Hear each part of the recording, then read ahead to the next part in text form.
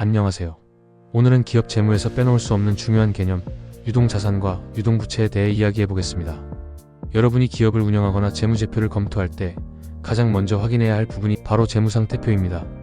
이 재무상태표에서 기업의 유동성을 평가하는 핵심 요소가 바로 유동자산과 유동부채인데요. 그렇다면 유동자산과 유동부채는 무엇이며 기업 운영에 어떤 영향을 미칠까요? 하나씩 차근차근 살펴보겠습니다. 1. 유동자산이란? 유동자산이란 기업이 1년 이내에 현금화할 수 있는 자산을 의미합니다. 쉽게 말해 기업이 단기간 내에 활용할 수 있는 자산이라고 볼 수 있는데요. 유동자산으로 분류되기 위해서는 다음 4가지 기준 중 하나를 충족해야 합니다. 기업의 정상 영업주기 내에 실현 가능할 것, 단기 매매 목적 보유 자산일 것, 보고기간 후 12개월 이내에 실현될 것, 현금이나 현금성 자산으로서 사용 제한이 없을 것. 그렇다면 유동자산은 어떤 항목들로 구성될까요? 1. 현금 및 현금성 자산. 현금은 기업이 보유한 지폐, 주화 수표, 보통예금, 당좌예금 등을 포함합니다. 현금성 자산은 3개월 이내에 현금으로 쉽게 전환할 수 있는 단기 투자 자산을 의미합니다.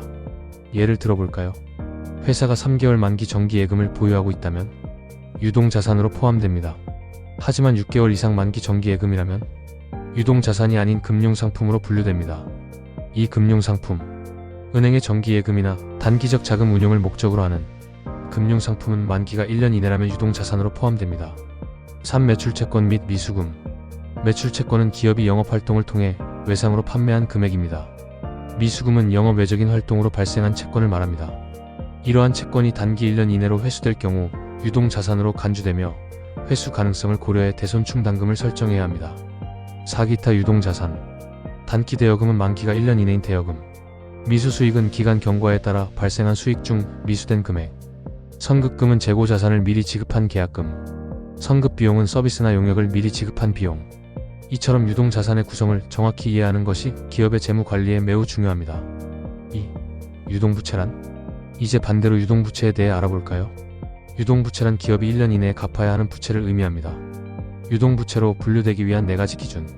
정상 영업주기 내에 결제될 것으로 예상되는 부채, 단기 매매 목적으로 보유한 부채, 보고기간 후 12개월 이내에 결제해야 하는 부채, 12개월 이상 연기할 수 없는 부채. 그렇다면 유동부채에는 어떤 항목이 있을까요? 1. 매입채무. 기업이 원재료나 상품을 외상으로 구입한 경우 발생하는 부채입니다. 예를 들어 기업이 공급업체에서 원재료를 외상으로 구매했다면 매입채무로 기록됩니다. 2. 단기 차입금. 만기 1년 이내에 상환해야 하는 차입금입니다. 예를 들어 기업이 1년 만기 은행 대출을 받았다면 유동부채로 기록됩니다. 3. 미지급금. 기업이 급여, 이자, 세금 등을 아직 지급하지 않은 경우 발생하는 부채입니다. 예를 들어 아직 지급하지 않은 직원의 급여는 미지급금으로 기록됩니다. 4. 기타 유동부채. 미지급 비용은 이미 발생했지만 아직 지급되지 않은 비용. 선수금은 고객으로부터 미리 받은 대금. 유동성 장기부채는 만기가 1년 이내로 도래한 장기부채. 3. 기업 실무에서 유동자산과 유동부채가 중요한 이유. 기업이 재무적으로 건강한지를 판단하는 핵심 지표가 바로 유동성입니다. 유동자산이 많을수록 기업은 단기적인 자금 유동성이 좋고 안정적인 운영이 가능합니다. 하지만 유동부채가 많다면 기업이 단기간 내에 갚아야 할 부채의 부담이 커질 수 있습니다. 이 때문에 많은 기업들이 유동비율을 분석합니다. 유동비율은 유동자산을 유동부채로 나누어 계산합니다. 100% 이상이면 단기 부채를 충분히 상환할 능력이 있다는 의미. 이처럼 유동자산과 유동부채를 관리하는 것이 기업의 재무 안정성에 결정적인 영향을 미친다는 점을 기억하세요.